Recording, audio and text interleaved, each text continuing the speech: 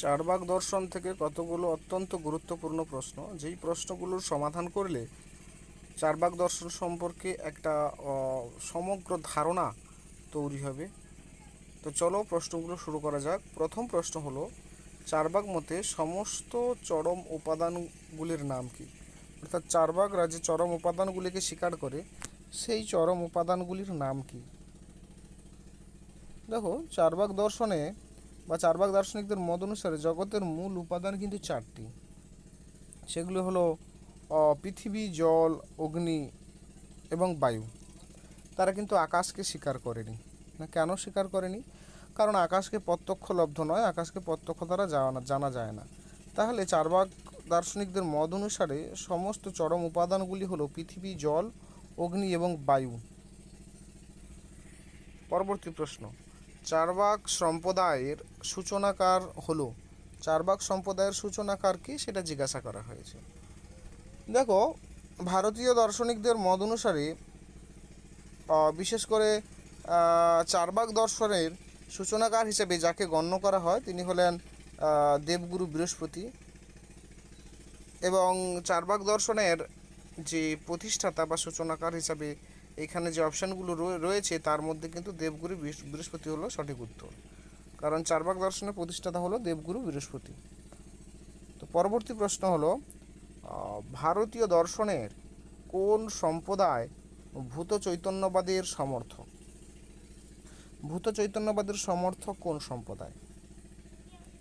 দেখো, চারবাকদের মতে কিন্তু চেতনা কোনো পৃথক আত্মার ধর্ম নয়, বরং সেটা কি, সেটা হচ্ছে পৃথিবী, জল, অগ্নি, বায়ু এইগুলোর বিশেষ সংমিশ্রণ থেকে কিন্তু চেতনার উৎপত্তি হয়। তো এই কারণে ভূত চৈতন্যবাদের সমর্থক হলেন কে? না, চারবাকরা বা চারবাক সম্প্রদায়। পরবর্তী প্রশ্ন, চারবাক মতে ভৌত জগতের আদি উপাদানগুলি কী কী? চারবাক মতে ভৌত জগতের উপাদানগুলি, আদি উপাদানগুলি কী কী জিজ্ঞাসা করেছে। দেখো, চারবাক দর্শনে জগতের আদি উপাদান হিসেবে যে চারটি মহাভূতকে স্বীকার করা হয় সেগুলো হলো পৃথিবী, জল, অগ্নি এবং বায়ু। তারা আকাশকে স্বীকার করেনি, আগেই বলেছি, কারণ আকাশ হচ্ছে প্রত্যক্ষ দ্বারা জানা যায় না, আর তাদের মতে যেহেতু প্রত্যক্ষ একমাত্র প্রমাণ, সেই কারণে চারবাক মত অনুসারে ভৌত জগতের আদি উপাদানগুলি হলো কি কি না, চারটি: পৃথিবী, জল, অগ্নি এবং বায়ু। পরবর্তী প্রশ্ন, কোনটি চারবাক মত সমর্থন নয়? কোনটি চারবাক মত সমর্থন নয়? দেখো, এইখানে যে অপশানগুলি দেয়া রয়েছে তার মধ্যে যেটা সঠিক উত্তর হবে সেটা হলো ঈশ্বর জগৎ সৃষ্টি করেছে। না, কেন? কারণ চারবাক দর্শন ঈশ্বরের অস্তিত্ব ও ঈশ্বর কর্তৃক এই যে জগতের সৃষ্টি, এই ধারণাটাকে কিন্তু তারা অস্বীকার করে। তাদের মত অনুসারে জগৎ কি না, প্রাকৃতিক উপাদানের সমন্বয়ে সৃষ্টি হয়েছে। সেই প্রাকৃতিক উপাদানগুলি কি কি না, পৃথিবী, জল, অগ্নি এবং বায়ু। পরবর্তী প্রশ্ন, চারবাক স্বীকৃত পুরুষার্থ হলো? চারবাক স্বীকৃত পুরুষার্থ হলো, দেখো, পুরুষার্থ আমরা জানি চারটি: ধর্ম, অর্থ, কাম, মোক্ষ। কিন্তু চারবাক স্বীকৃত পুরুষার্থ কি না, চারবাক দর্শন হচ্ছে ধর্ম এবং মোক্ষকে কিন্তু তারা স্বীকার করে না। তারা মানুষের জীবনে কাম ও অর্থকেই গ্রহণযোগ্য পুরুষার্থ বলে কিন্তু তারা স্বীকার করেছে। এই কারণে সঠিক উত্তর হবে কি, কাম ও অর্থ। কোন সম্প্রদায়ের মতে মন ও চেতনা অভিন্ন উপাদান? অর্থাৎ কোন সম্প্রদায় বলেন যে মন এবং চেতনা অভিন্ন উপাদান, মনকে এবং চেতনাকে অভিন্ন বলেছি। দেখো, চারবাক মত অনুসারে মন এবং চেতনা কি বলা যায়, আলাদা কোনো সত্তা নয়। এইগুলো হচ্ছে জড়দেহের কার্য বা অবস্থা, অর্থাৎ জড় থেকেই কিন্তু এইগুলো উৎপন্ন হয়। তাই মন বা চেতনা কি পৃথক সত্তার, এগুলো অস্তিত্ব তারা স্বীকার করে না। কারা?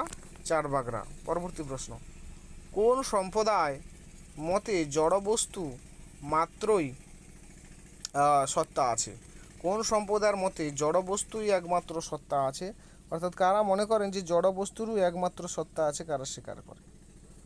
দেখো, চারবাক দর্শন একটি জড়বাদী এবং বাস্তববাদী দর্শন, সেটা সকলেই তোমরা জানো। তো চারবাকদের মতে জড় পদার্থ হচ্ছে একমাত্র বাস্তব সত্তা। তারা কিন্তু ঈশ্বর, আত্মা, পাপ পুণ্য স্বর্গ নরক, অতীন্দ্রিয় এই যে সমস্ত সত্তা, সেই সমস্ত সত্তার অস্তিত্বগুলো কিন্তু তারা মানে না। তো তাহলে চারবাকরাই হচ্ছে জড় বস্তুর মানে একমাত্র সত্তা স্বীকার করে। তাহলে চারবাক হচ্ছে সঠিক উত্তর এই প্রশ্নের। পরবর্তী প্রশ্ন, কোন সম্প্রদায় অস্বীকার করে যে এই বিশ্ব জগৎ আধ্যাত্মিক সত্তার প্রকাশ? আধ্যাত্মিক সত্তার প্রকাশ, এই জগৎটা হচ্ছে আধ্যাত্মিক সত্তার প্রকাশ, সেটা অস্বীকার কি করে? চারবাক দর্শন হচ্ছে সম্পূর্ণরূপে আধ্যাত্মবাদ এবং অতীন্দ্রিয় সত্তাকে অস্বীকার করেছে। তাদের মতে বিশ্ব জগৎ সম্পূর্ণভাবে জড় উপাদানের সমন্বয়ে গঠিত।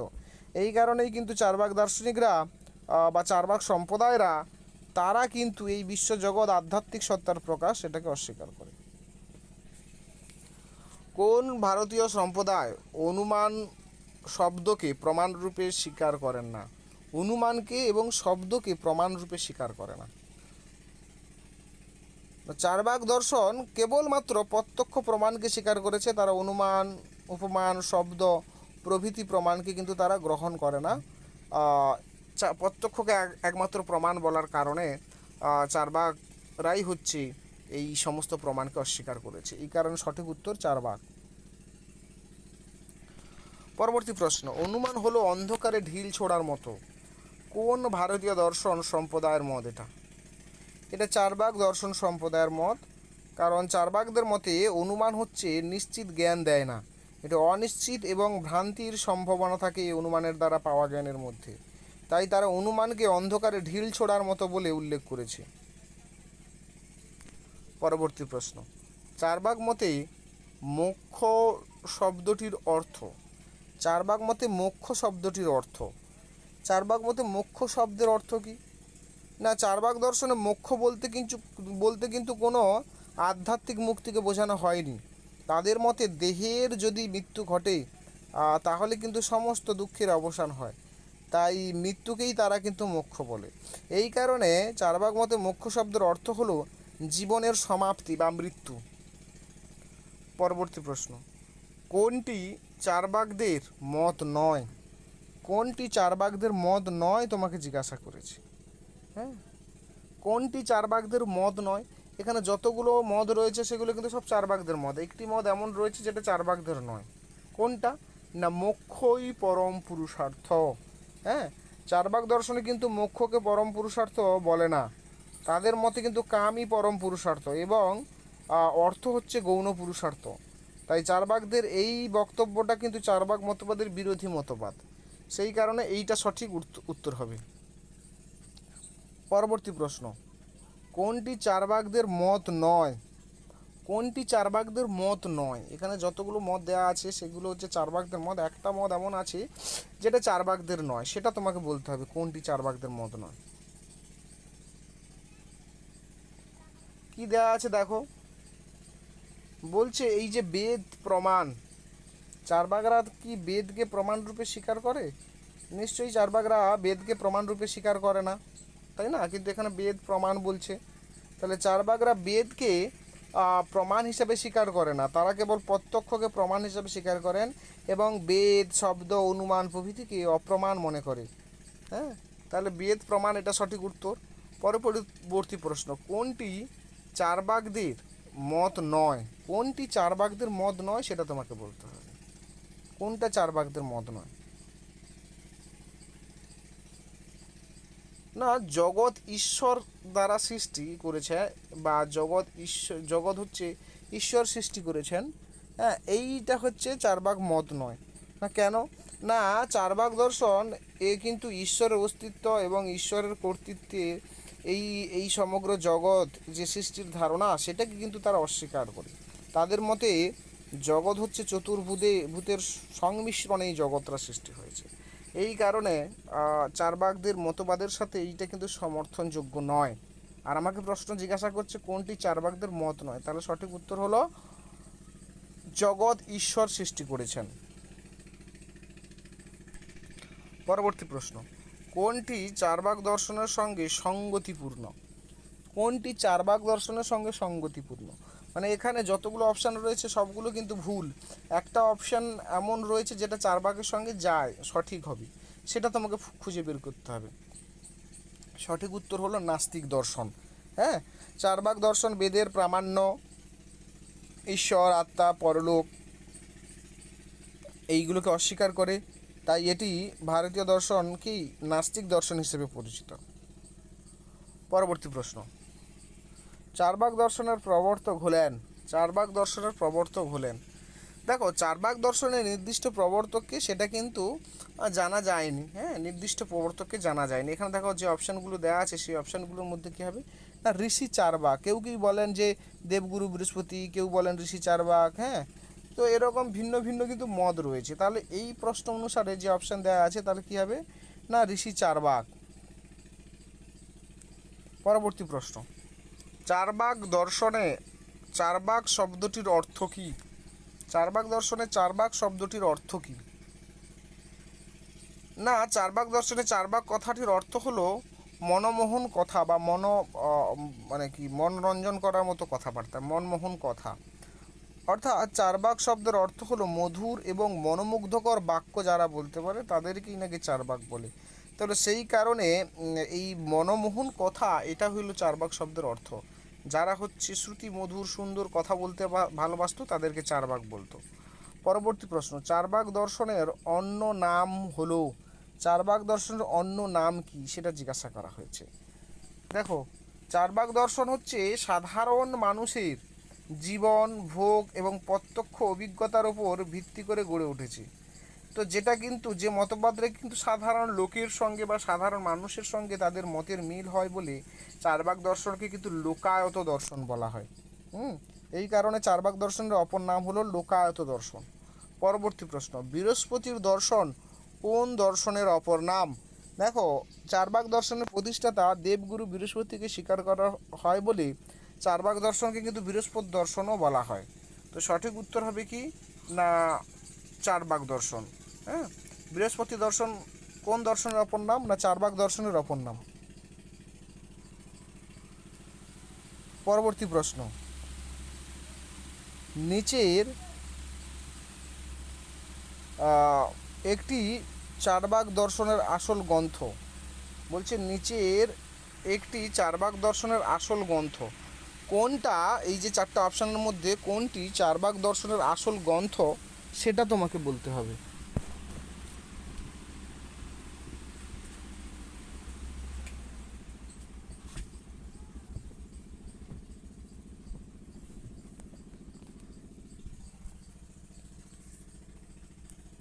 দেখো, চারবাকদের নিজস্ব মূল গ্রন্থ কিন্তু সত্যিকার এখন বর্তমানে পাওয়া যায় না।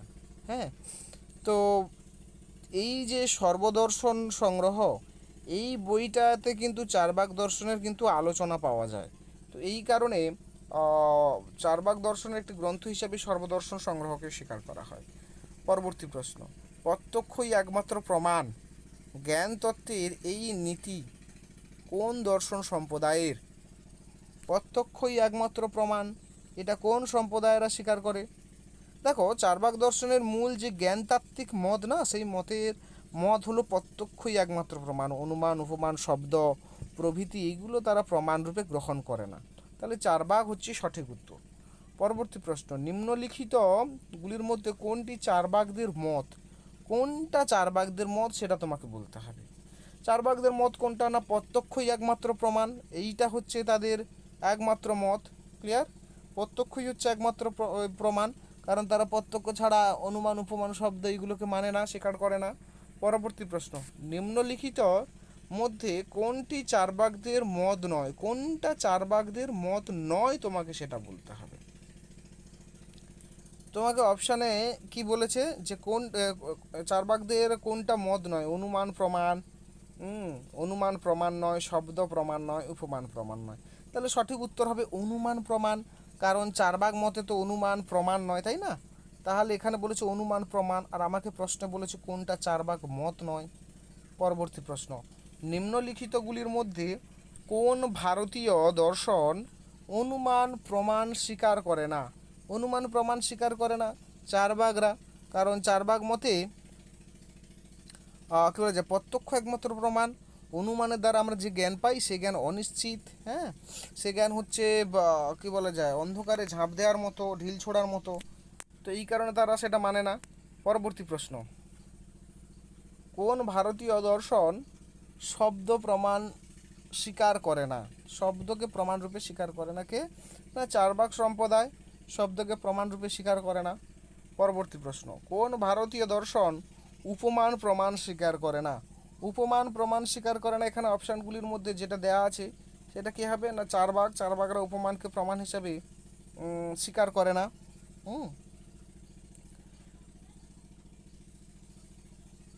কারণ হচ্ছে চার্বাক দর্শনে বলা হয় যে প্রত্যক্ষই একমাত্র প্রমাণ, প্রত্যক্ষ ছাড়া অন্য কোনো কিছুকে স্বীকার করে না তারা। তো এই কারণে উপমান প্রমাণও তাদের কাছে কিন্তু গ্রহণযোগ্য নয়। কিন্তু তোমাদের এখানে যে অপশানগুলো দেওয়া আছে সেখানে তোমরা দেখবে যে প্রত্যক্ষকেই তো তারা প্রমাণ স্বীকার করছে, উপমানকে তো তারা স্বীকার করছে না। কিন্তু বৌদ্ধ দার্শনিকরাও কিন্তু উপমানকে প্রমাণরূপে স্বীকার করে না। হ্যাঁ, তারা প্রত্যক্ষ এবং অনুমানকে স্বীকার করে, উপমানকে স্বীকার করে না। আর এখানে প্রশ্নে জিজ্ঞাসা করা হয়েছে ভারতীয় দর্শন, কোন ভারতীয় দর্শন উপমান প্রমাণকে স্বীকার করে না? তো সেটা চারবাগ এবং বৌদ্ধ দুটোই হবে, কিন্তু সেটা তোমরা মনে রাখবে যে চারবাগ এবং বৌদ্ধ দুটো হবে। পরবর্তী প্রশ্ন, যে প্রত্যক্ষ হলো, হ্যাঁ, সাম্যক অপরোক্ষ অনুভূতি। প্রত্যক্ষের এরূপ সংজ্ঞা কোন দর্শন সম্প্রদায় দিয়েছেন? প্রত্যক্ষ হলো অপরোক্ষ সাক্ষাৎ অনুভূতি, এটা বলেন চারবাগ দার্শনিকরা। হ্যাঁ, চারবাগ দর্শন হচ্ছে কি বলে না, প্রত্যক্ষ হচ্ছে কি সাম্যক অপরোক্ষ অনুভূতি, চারবাগরা বলে। হ্যাঁ, এবং ইন্দ্রিয়ের সাহায্যে সেটা সরাসরি নির্ভুলভাবে জ্ঞান লাভ করি আমরা এই প্রত্যক্ষের ক্ষেত্রে। পরবর্তী প্রশ্ন, অনুমানের মূল ভিত্তি হলো, অনুমানের মূল ভিত্তি, অনুমানের মূল ভিত্তি কি? পরামর্শ, পক্ষধর্মতা জ্ঞান, পক্ষতা, ব্যাপ্তি জ্ঞান। অনুমানের মূল ভিত্তি হচ্ছে ব্যাপ্তি জ্ঞান। হ্যাঁ, অনুমানের ভিত্তি হলো ব্যাপ্তি জ্ঞান, অর্থাৎ এই ব্যাপ্তি হচ্ছে হেতু ও সাধ্যের নিয়ত সহচর সম্বন্ধ। হ্যাঁ, চারবাক দার্শনিকরা কিন্তু এই ব্যাপ্তিটাকে অস্বীকার করে। পরবর্তী প্রশ্ন, চারবাক অনুমানকে প্রমাণ, অনুমানের প্রামাণ্য খণ্ডনের জন্য অনুমানের ড্যাশ ভিত্তিটি খণ্ডন করেছে। অনুমানের ড্যাশ ভিত্তিটি খণ্ডন করেছে মানে ব্যাপ্তি জ্ঞান ভিত্তি, হ্যাঁ, ভিত্তিটিকে খণ্ডন করেছে তারা। হ্যাঁ, চারবাগ মতে ব্যাপ্তি হচ্ছে প্রত্যক্ষভাবে প্রতিষ্ঠা করা যায় না, কারণ ব্যাপ্তিটা যে সম্পর্ক হেতু ও সাধ্যের যে নিয়ত সহচর সম্বন্ধ, সেই সম্বন্ধটা বর্তমানে প্রতিষ্ঠা করা গেলেও অতীত এবং ভবিষ্যতে কিন্তু প্রতিষ্ঠা করা যায় না। এই কারণে ব্যাপ্তি জ্ঞান হবে সঠিক উত্তর। পরবর্তী প্রশ্ন, চারবাগ অধিবিদ্যা ড্যাশ নামে পরিচিত। চারবাগ অধিবিদ্যা ড্যাশ নামে পরিচিত। দেখো, চারবাগ অধিবিদ্যা, চারবাগ দর্শনে অধিবিদ্যা সম্পূর্ণ কিন্তু তাদের যে মতবাদ, অধিবিদ্যক যে মতবাদ, সেটা কিন্তু জড়বাদী মতবাদ। তাদের মতে জড়ই হচ্ছে একমাত্র বাস্তব সত্তা। তারা আত্মা, ঈশ্বর, পরলোক, পুনর্জন্ম এইগুলোর অস্তিত্বকে তারা স্বীকার করে না। তো এই কারণে চারবাগ অধিবিদ্যা কী নামে পরিচিত? সেটা হচ্ছে জড়বাদ নামে পরিচিত। পরবর্তী প্রশ্ন, ভূত চৈতন্যবাদের প্রতিষ্ঠাতা কারা? ভূত চৈতন্যবাদের প্রতিষ্ঠাতা কারা? না, চারবাগরা। কারণ চারবাগরা মনে করেন চেতনা কোনো পৃথক আত্মার গুণ নয়, এটা হচ্ছে চারটি মহাভূতের বিশেষ সংমিশ্রণ থেকে চেতনার উৎপন্ন হয়। এই কারণে হচ্ছে এই ভূত চৈতন্যবাদ তাদের, এবং কি বলা যায়, তারা ওই আত্মার ব্যাখ্যা দিতে গিয়ে ভূত চৈতন্যবাদের কথা বলে। তারা ভূত চৈতন্যবাদের প্রতিষ্ঠাতা হলো চারবাগরা। পরবর্তী প্রশ্ন, চারবাগ কোন মহাভূতটি অস্বীকার করেছে? চারবাগ কোন মহাভূতটি অস্বীকার করেছে? আমরা আগেও বলেছি চারবাগ হচ্ছে আকাশকে অস্বীকার করেছে বা বোমকে অস্বীকার করেছে। হ্যাঁ, চারবাগ দর্শন আকাশকে স্বীকার করে না, কারণ আকাশকে প্রত্যক্ষভাবে উপলব্ধি করা যায় না। তাই তারা পৃথিবী, জল এবং অগ্নি এবং বায়ুকে স্বীকার করলেও, হ্যাঁ, পৃথিবী, জল, অগ্নি, বায়ুকে স্বীকার করলেও আকাশকে তারা স্বীকার করে না। পরবর্তী প্রশ্ন, স্বভাববাদ কোন সম্প্রদায়ের মতবাদ?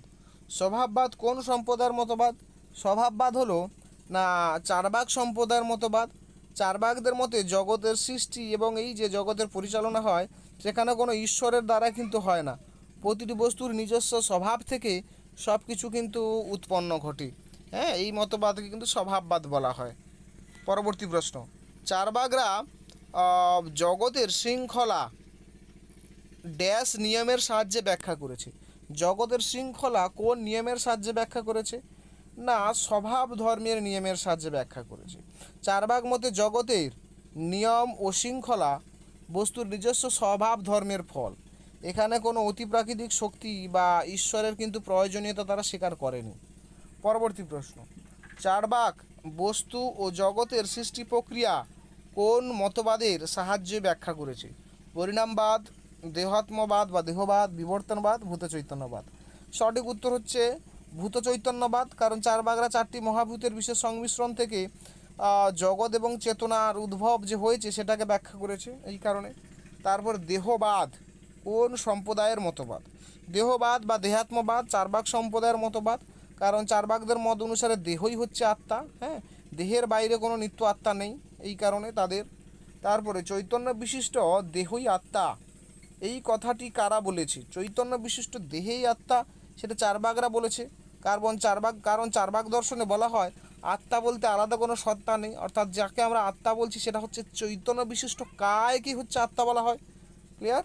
পরবর্তী প্রশ্ন, দেহের অতিরিক্ত নিত্য আত্মা নেই, এই কথাটা কারা বলেন? দেহের অতিরিক্ত নিত্য আত্মা নেই, সেটা চার্বাকরা বলেন।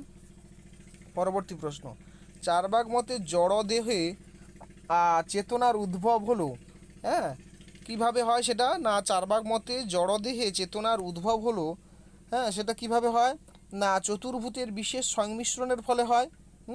চার্বাকদের মত অনুসারে এই যে পৃথিবী, জল, অগ্নি, বায়ু, এইগুলো বিশেষ সংমিশ্রণে চেতনার উদ্ভব হয়। যেমন হচ্ছে কি পান, সুপারি, চুন, খয়ের, এইগুলোর মধ্যে লাল বর্ণ না থাকলে অতিরিক্ত আভা হিসাবে লাল বর্ণ উৎপন্ন হয়। ঠিক তেমনভাবে তারা ব্যাখ্যা করেছে যে এগুলো সব কিছু জড় হলেও এগুলো থেকে কিভাবে চেতনার উৎপত্তি হয়। পরবর্তী প্রশ্ন, চার্বাক নীতিতত্ত্বের মতবাদের নাম হলো কি? চার্বাক নীতিতত্ত্বের যে মতবাদ, সেই মতবাদের নাম হচ্ছে আত্মসুখবাদ। কারণ চার্বাক নীতিশাস্ত্রের মূল লক্ষ্য কিন্তু ব্যক্তির ইন্দ্রিয় সুখ ও ব্যক্তিগত সুখ, তাই তাদের নীতিতত্ত্বকে আত্মসুখবাদ বলা হয়। ক্লিয়ার? পরবর্তী প্রশ্ন, চার্বাক মতে পরম পুরুষার্থ কোনটি? চার্বাক মতে পরম পুরুষার্থ কোনটি? কাম, অর্থ, ধর্ম, মোক্ষ। চার্বাক মতে পরম পুরুষার্থ সেটা হচ্ছে কি না, কাম হলো পরম পুরুষার্থ। পরবর্তী প্রশ্ন, চার্বাক মতে গৌণ পুরুষার্থ কোনটি? গৌণ পুরুষার্থ হলো চার্বাক মতে অর্থ। চার্বাক মতে কোন পুরুষার্থ স্বীকার করে না? কোন পুরুষার্থটাকে তারা স্বীকার করে না? তারা ধর্মকে এবং মোক্ষকে কিন্তু পুরুষার্থ হিসাবে স্বীকার করে না। পরবর্তী প্রশ্ন, কোন দার্শনিক সম্প্রদায় অতীন্দ্রিয় পরমার্থের অস্তিত্ব স্বীকার করে না? অতীন্দ্রিয় যে পদার্থ বা পরমাণু বা সেইগুলোকে স্বীকার করে না কারা? সেটা হচ্ছে চার্বাক। চার্বাকরা কিন্তু অতীন্দ্রিয় কোনো পরমার্থকে বা পরমাণুকে স্বীকার করে না। পরবর্তী প্রশ্ন, বেদ হলো ভণ্ড, ধূর্ত, বামন পুরোহিতের দ্বারা রচিত, এই উক্তিটি কার? এই উক্তিটা হলো চার্বাকদের। কারণ চার্বাকরা বেদের প্রামাণ্যকে অস্বীকার করে, তাদের মতে বেদ মানুষেরই রচনা। হ্যাঁ, তাই বেদকে জ্ঞানের নির্ভরযোগ্য উৎস হিসাবে কিন্তু গ্রহণ করা যায় না। দেশের রাজা হলেন ঈশ্বর, এই কথাটি কে বলেছেন? দেশের রাজা হলে ঈশ্বর, এই কথাটা বলেছে চার্বাকরা। কারণ চার্বাক দর্শনে পৃথক কোনো ঈশ্বরের ধারণা কিন্তু তারা স্বীকার করেন। সমাজের কার্যকর ক্ষমতার, সমাজে হচ্ছে কার্যকর কি বলা যায়, ক্ষমতার অধিকারী একমাত্র হচ্ছে রাজা। তাই তাদের মত অনুসারে কার্যত রাজার মধ্যে যেহেতু সর্বোচ্চ ক্ষমতা এবং কর্তৃত্ব রয়েছে, এই কারণে রাজাই হচ্ছে ঈশ্বর। পরবর্তী প্রশ্ন, পৃথিবী, জল, অগ্নি, বায়ু, এই চারটি মহাভূত আকস্মিকভাবে মিলিত হয়ে এই জগৎ সৃষ্টি করেছে, এই কথাটি কারা বলেছেন? কথাটা চার্বাকরা বলে। কারণ চার্বাকরা জগতের ব্যাখ্যা করতে গিয়ে তারা স্বভাববাদ এবং যদৃচ্ছাবাদের কথা বলেছে। তো এই কারণে আকস্মিকভাবে সৃষ্টি হয়েছে জগৎ, সেটা বলেন চার্বাকরা। পরবর্তী প্রশ্ন, আকাশ পঞ্চম নয়। আকাশ হচ্ছে কি না, আকাশ হচ্ছে পঞ্চম নয়। হ্যাঁ, কারণ আকাশ হচ্ছে প্রত্যক্ষ করা যায় না। আকাশ পঞ্চম নয় মানে এই যে পৃথিবী, জল, অগ্নি এবং বায়ু, এই চারটিকে স্বীকার করছি, কিন্তু 5 নম্বর মহাভূত হিসেবে আকাশকে স্বীকার করছি না। এটার কারণ কি?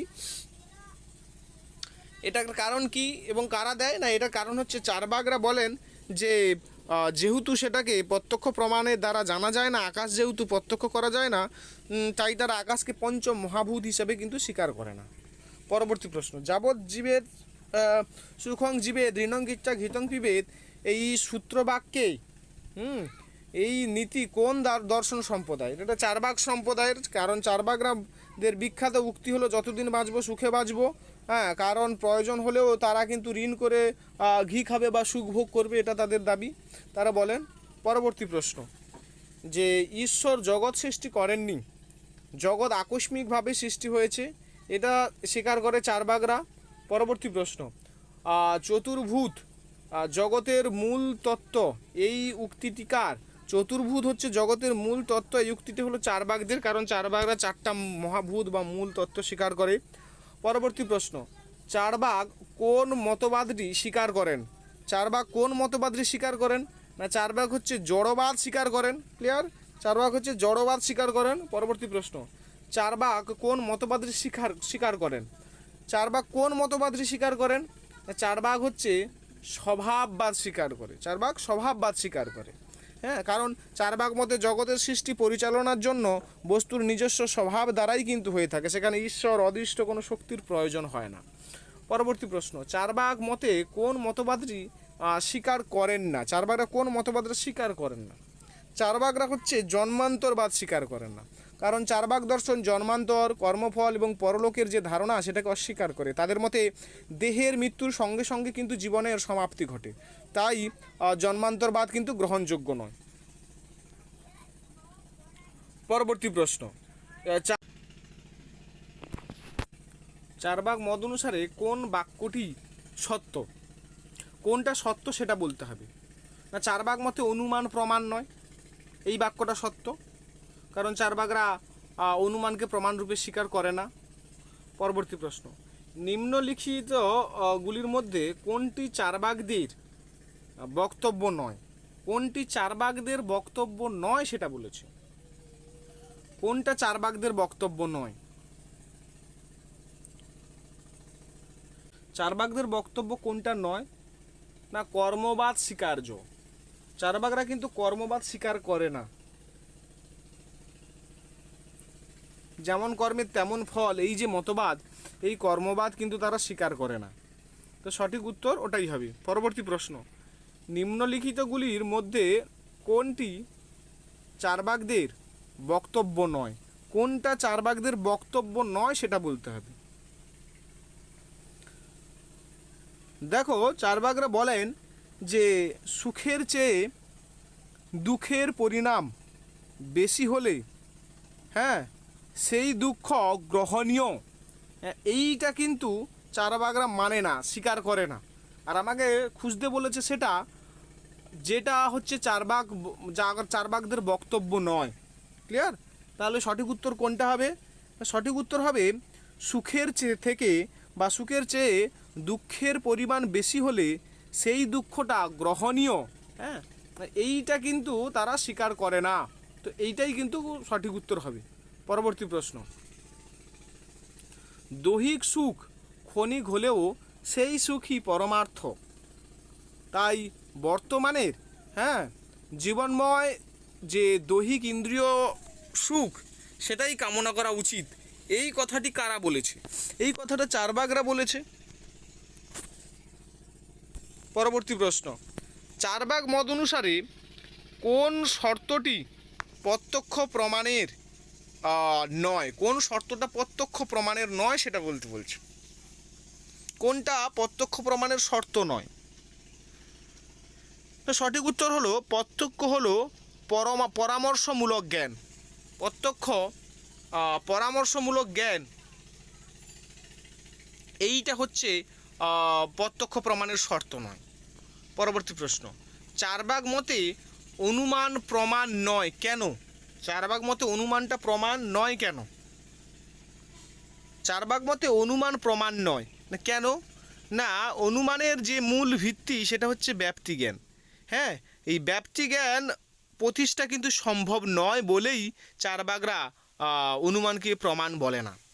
পরবর্তী প্রশ্ন, চারবাক দর্শনকে লোকায়ত দর্শন বলা হয় কেন? কেন চারবাক দর্শনকে লোকায়ত দর্শন বলা হয়? না, তার কারণ হচ্ছে সাধারণত সাধারণ লোকেদের যে ধ্যান ধারণা, তাদের কামনা বাসনাকে ভিত্তি করে চারবাক দর্শন কিন্তু গড়ে উঠেছে এবং সাধারণ লোকের ভোগ প্রবৃত্তিকে এই দর্শন উৎসাহিত করে বলে এই দর্শনকে কিন্তু লোকায়ত দর্শন বলা হয়। পরবর্তী প্রশ্ন, চারবাক শব্দ প্রমাণ স্বীকার করে না কেন? চারবাকরা শব্দকে প্রমাণ রূপে স্বীকার করে না কেন করে না? কারণ শব্দ প্রমাণ হচ্ছে আপ্ত ব্যক্তির বাক্য, সেটাই হচ্ছে শব্দ প্রমাণ। আর চারবাক মতে আপ্ত ব্যক্তি ও আপ্ত বাক্যের যে সততা সেটা কিন্তু অনুমানের উপর নির্ভর করে। আর অনুমান যেহেতু প্রমাণ নয়, তাই শব্দ কিন্তু প্রমাণ নয়। পরবর্তী প্রশ্ন, চারবাক মতে পরবর্তী প্রশ্ন হচ্ছে প্রত্যক্ষ আর যে প্রামাণ্য, হ্যাঁ, সেটা প্রতিষ্ঠার সপক্ষে কোনটি চারবাকদের যুক্তি নয়? চারবাক মত অনুসারে কি বলছে এখানে প্রশ্নে বলা হয়েছে যে প্রত্যক্ষের প্রামাণ্য প্রত্যক্ষের যে প্রমাণ সেটাকে প্রতিষ্ঠা করার সপক্ষে তারা যে যুক্তি দিয়েছিল, সেই যুক্তিগুলির মধ্যে নিচের কোন যুক্তিটা প্রত্যক্ষ একমাত্র প্রমাণ বা প্রত্যক্ষকে প্রমাণ হিসেবে প্রতিষ্ঠা করার জন্য কোন যুক্তিটা নয় সেটা তোমাকে বলতে হবে। সেটা হচ্ছে কি না, প্রত্যক্ষ ভ্রান্ত জ্ঞান দেয় এইটা। কারণ চারবাকরা বলেন তো প্রত্যক্ষ যথার্থ জ্ঞান দেয়, তাহলে প্রত্যক্ষ ভ্রান্ত জ্ঞান দেয় এই যুক্তিটাই হচ্ছে কি না যথার্থ হবে। এটা হচ্ছে চারবাক মত অনুসারে প্রত্যক্ষের সপক্ষে এই যুক্তিটা কিন্তু তারা দেয় না। পরবর্তী প্রশ্ন, চারবাক ব্যাপ্তি জ্ঞান স্বীকার করে না কেন? চারবাকরা ব্যাপ্তি জ্ঞানকে স্বীকার করে না কেন? তার কারণ হচ্ছে ব্যাপ্তি জ্ঞান সার্বিক, আবশ্যিক এবং ত্রৈকালিক, যা প্রত্যক্ষ প্রমাণের সাহায্যে প্রতিষ্ঠা করা যায় না। এই ব্যাপ্তি জ্ঞান হচ্ছে হেতু সাধ্যের যে নিয়ত সহচর সম্বন্ধ, সেই সম্বন্ধের যে জ্ঞান সেটা বর্তমানে প্রতিষ্ঠা করা গেলে অতীত এবং ভবিষ্যতে প্রতিষ্ঠা করা যায় না। হ্যাঁ, এই কারণে এটাই সঠিক উত্তর। কোনটা তাহলে? না, ব্যাপ্তি জ্ঞান সার্বিক, আবশ্যিক ও ত্রৈকালিক, যা প্রত্যক্ষ প্রমাণের দ্বারা প্রতিষ্ঠা করা যায় না, এই কারণে তাদের মতে ব্যাপ্তি জ্ঞানকে তারা স্বীকার করে না। পরবর্তী প্রশ্ন, যে মতবাদ অনুসারে জড়ই জগতের মূল তত্ত্ব, জড় থেকে জগৎ ও জীবের উৎপত্তি এবং জড়বাদী দৃষ্টিভঙ্গি থেকে জগৎ ও জগতের সব কিছু ব্যাখ্যা করা যায়, সেই মতবাদের নাম কি? সেই মতবাদের নাম হলো জড়বাদ। ক্লিয়ার? পরবর্তী প্রশ্ন, যে মতবাদ অনুসারে পৃথিবী, জল, অগ্নি, বায়ু এই চারটি মহাভূতকে জগতের মৌলিক তত্ত্ব হিসাবে স্বীকার করা হয় এবং চতুর্ভূতের সাহায্যে জগৎ এবং জগতের সব কিছুর উৎপত্তিকে ব্যাখ্যা করা হয়, সেই মতবাদকে কি বলা হয়? না, সেই মতবাদকে বলা হয় ভূত চতুষ্টয়বাদ বা ভূত চৈতন্যবাদ। পরবর্তী প্রশ্ন, যে মতবাদ অনুসারে কোনো আধ্যাত্মিক সত্তা কোনো উদ্দেশ্য নিয়ে কোনো কার্যকারণ নিয়ম মেনে এই বৈচিত্র্যময় জগৎ সৃষ্টি করেননি, চতুর্ভূত নিজে নিজে স্বভাব ধর্মবশত আকস্মিকভাবে যদৃচ্ছাক্রমে পরস্পর বিভিন্ন অনুপাত মিলিত হয়ে এই বৈচিত্র্যময় এই জগৎ এবং জাগতিক বিষয়বস্তুগুলো সৃষ্টি হয়েছে, সেই মতবাদের নাম কি? সেই মতবাদের নাম হলো স্বভাববাদ। ক্লিয়ার? পরবর্তী প্রশ্ন বলছে যে মতবাদ অনুসারে দেহের অতিরিক্ত নিত্য আত্মা স্বীকার করা হয় না, যেখানে বলা হয় চৈতন্য বিশিষ্ট দেহকেই আত্মা বলে স্বীকার করা হয়, সেই মতবাদকে কি বলে? সেই মতবাদকে বলা হয় যে দেহবাদ বলা হয়, দেহবাদ। সেই মতবাদে কি বলে? না, দেহবাদ বা দেহাত্মবাদও বলতে পারো, দেহাত্মবাদ বলে। পরবর্তী প্রশ্ন, যে মতবাদ অনুসারে দৈহিক সুখ, ইন্দ্রিয় সুখী পরম কল্যাণ, ইন্দ্রিয় সুখী কাম্যের ভালো মন্দ বিচারের মানদণ্ড, সেই মতবাদের নাম কি? সেই মতবাদের নাম হচ্ছে আত্মসুখবাদ, কারণ তারা আত্মসুখবাদ। কারণ চারবাক নীতিশাস্ত্রে ব্যক্তিগত সুখকেই জীবনের প্রধান লক্ষ্য ধরা হয়েছে। তাই এই প্রশ্নের উত্তর হবে কি না আত্মসুখবাদ। পরবর্তী প্রশ্ন, যে মতবাদ অনুসারে ঈশ্বর বা আধ্যাত্মিক সত্তা জগতের মূল তত্ত্ব, আধ্যাত্মিক সত্তা থেকে জগৎ ও জগতের সব কিছু উৎপত্তি হয়, নিয়ন্ত্রিত হয়, সেই মতবাদের নাম কি না সেই মতবাদের নাম হলো আধ্যাত্মবাদ। সেই মতবাদের নাম কি না আধ্যাত্মবাদ। তাহলে আধ্যাত্মবাদে কি দেখি, সেখানে বলা হয় ঈশ্বর এবং আধ্যাত্মিক সত্তাই হচ্ছে জগতের মূল কারণ। হ্যাঁ, এটা কিন্তু চারবাকরা স্বীকার করে না, এটা মনে রাখবে। আধ্যাত্মবাদী মতবাদ কিন্তু চারবাকরা মানে না। পরবর্তী প্রশ্ন, যে মতবাদ অনুসারে ঈশ্বর এবং আধ্যাত্মিক সত্তা জগতের মূল তত্ত্ব, এবং আধ্যাত্মিক সত্তা থেকে জগৎ ও জগতের সব কিছু উৎপত্তি হয়, নিয়ন্ত্রিত হয়, সেই মতবাদকে কি বলে? সেই মতবাদকে বলা হয় আধ্যাত্মবাদ। পরবর্তী প্রশ্ন, যে মতবাদ অনুসারে চৈতন্য আত্মার নিজস্ব ধর্ম নয়, আগন্তুক ধর্ম নয়, চতুর্ভূতের বিশেষ সংমিশ্রণে জড়দেহ চেতনার আবির্ভাব ঘটে, চারবাকদের এই মতবাদকে কি বলা হয়? ভূত চৈতন্যবাদ বলা হয়। কারণ চারবাক মতে চেতনা কোনো নিত্য আত্মার ধর্ম নয়, এটি হচ্ছে জড়দেহে মানে জড় যে বিষয়বস্তু তার বিশেষ সংমিশ্রণ থেকে কিন্তু উৎপত্তি হয়। তাহলে এই মতবাদটাকেই বলা হয় কিন্তু চারবাক মত অনুসারে ভূত চৈতন্যবাদ। পরবর্তী প্রশ্ন, যে বেদ ধূর্তের মুখনিসৃত বাণী, তাই বেদ প্রমাণ। হ্যাঁ, এই যে বক্তব্য কোন দর্শনের সঙ্গে সঙ্গতিপূর্ণ নয়? কোন দর্শনের সঙ্গে সঙ্গতিপূর্ণ নয়? সেটা হচ্ছে চারবাক দর্শনের সঙ্গে সঙ্গতিপূর্ণ নয়। ক্লিয়ার? বলছে বেদ ধূর্তের মুখনিসৃত বাণী, হ্যাঁ, তাই বেদ হচ্ছে প্রমাণ। এই বক্তব্য কোন দর্শনের সঙ্গে সঙ্গতিপূর্ণ নয় সেটা বলেছে, সেটা হচ্ছে চারবাক। কারণ চারবাক দর্শন হচ্ছে বেদকে প্রমাণ হিসাবে স্বীকার করে না, বরং তারা বেদের সমালোচনা করে। তো তাই এই বক্তব্য চারবাক দর্শনের সঙ্গে কিন্তু সঙ্গতিপূর্ণ নয়। পরবর্তী প্রশ্ন, লোকায়ত দর্শন বলা হয় কোন দর্শনকে? লোকায়ত দর্শন বলা হয় চারবাক দর্শনকে। পরবর্তী প্রশ্ন, চারবাক মতে পরম তত্ত্ব হলো, চারবাক মতে পরম তত্ত্ব কি? পরম তত্ত্ব হচ্ছে জড়। পরবর্তী প্রশ্ন, চারবাক কয়টি প্রমাণ স্বীকার করে? চারবাকরা একটি মাত্র প্রমাণ স্বীকার করে, সেটা হচ্ছে প্রত্যক্ষ একমাত্র প্রমাণ। প্রত্যক্ষ ছাড়া তারা অন্য কোনো কিছুকে আর প্রমাণরূপে স্বীকার করে না।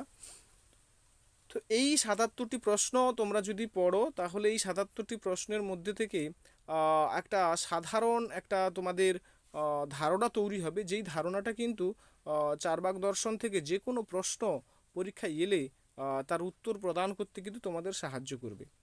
তো তোমরা কমেন্টে জানিও তোমরা এই ৭৭টির প্রশ্নের মধ্যে তোমরা নিজেরা কতগুলো প্রশ্নের উত্তর সঠিক করতে পারলে। পরবর্তীকালে আমরা নতুন আরেকটি এমসিকিউর প্রশ্নের সিরিজ নিয়ে আলোচনা করব।